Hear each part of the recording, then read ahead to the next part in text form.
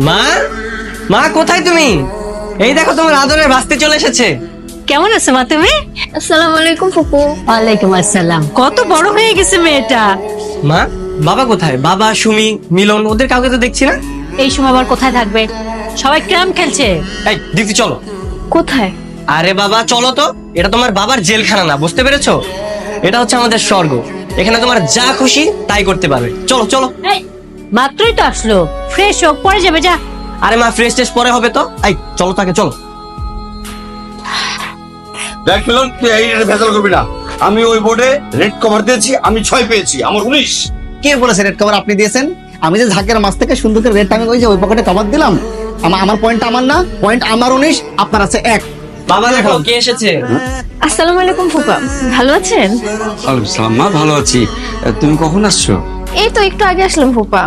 নাও মা, শরবতটা খেয়ে নাও। ফুফু, বাসায় সবাই এত চিৎকার চেঁচামেচি করে, কেউ নিষেধ করে না? আরে বাবা, কে নিষেধ করবে? হ্যাঁ, এ বাসায় তোমার বাবার মতো কোনো মানুষ নেই, বুঝতে পারলে? এখানে আমরা যা খুশি তাই করি, আমাদের ইচ্ছে মতো করি। সুমি, আপুকে নিয়ে যা। এই যাও মা, ফ্রেশ হয়ে নাও। আরে মিলন ভাই, তুমি আবার আমার প্লেট নিয়ে বসে পড়েছো। তোমাকে না করেছি আমি? আরে সব সময় এমন করে, নতুন কোনো আমার ড্রেস আনলে সেই ড্রেসটা পরে বাইরে চলে যাও। ও, এই প্লেটে তো নাম লেখা আছে। আমি সামনে প্লেট পেয়েছি, আমি খাচ্ছি। তোর সামনে প্লেট নেই, ওটা খা। ভালো হয়ে যাও, বুঝছো? আমার ভালো হচ্ছে নাই। ফুফু, ওরা একজন আরেকজনের প্লেটে খাচ্ছে, তুমি কিছু বলছো না যে? ওরা এরকমই, যখন যার যেটা মনে হবে সেটাই করবে, বারণ করলেও শুনবে না। কি বাবার কথা মনে পড়ছে? হ্যাঁ, বাবার নিয়মের কথা মনে পড়ছে? আমাদের বাসায় সব কোনো নিয়ম চলে না। তুমি নিজেই নিয়ম তৈরি করে সেই নিয়ম অনুযায়ী চলতে পারো।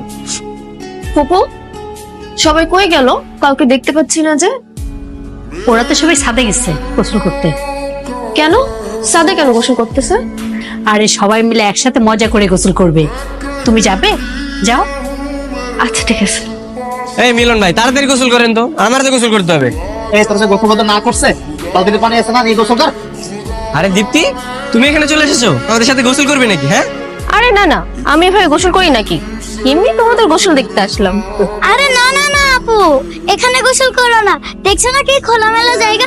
আরে এরা দেখো কিভাবে গোসল করছে। আর যদি জানলা দিয়ে কেউ দেখে ফেলে তখন কি হবে? তুই চুপ থাক, বেশি বুঝিস না। হ্যালো ভাইজান।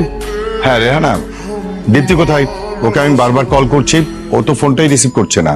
দীপ্তি তো ছাদে গেছে, ফোনটা মনে হয় রুমেই রেখে গেছে। কি বলো, ছাদে গেছে? এসব কি বলছো? এই রোদে বেলা ছাদে গিয়ে কি করে? ওর শান্তরা তো ছাদে গোসল করতেছে, ও সেখানেই গেছে। ছাদে গোসল করে মানে কি? এটা কোন ধরনের